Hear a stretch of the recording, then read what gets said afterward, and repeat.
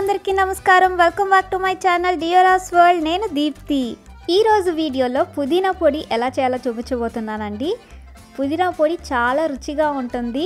అన్నంలోకి నెయ్యి వేసుకొని తింటుంటే ఏ కూర అవసరం ఉండదు, అంత టేస్టీగా ఉంటుంది.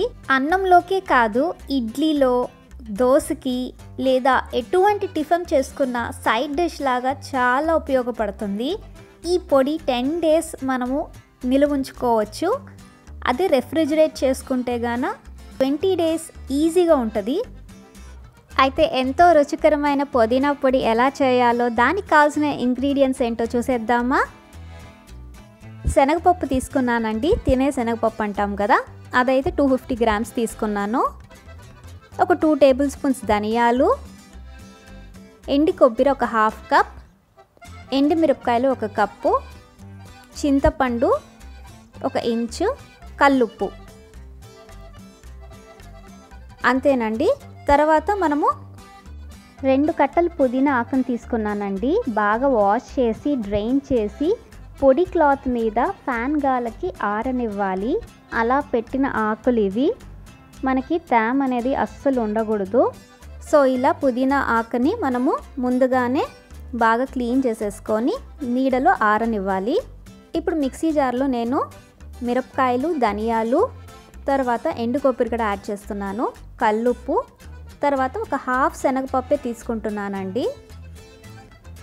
ఇప్పుడు దీన్ని పౌడర్ చేసేసుకున్నాను.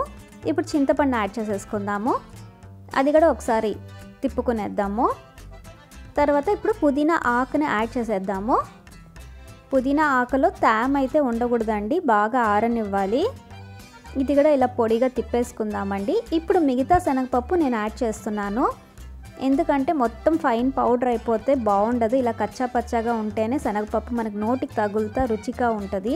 పుదీనా వల్ల మనకి మంచి ఫ్లేవర్ ఉంటుంది, గుమ్మగుమ్మలాడుతుంది పొడి కూడా.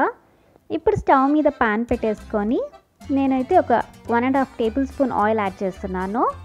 దీంట్లో మనము ఆవాలు యాడ్ చేసేసుకుందాము, జీలకర్ర,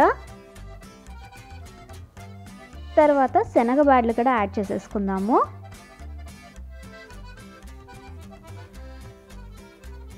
కరివేపాకు యాడ్ చేసుకుందాము.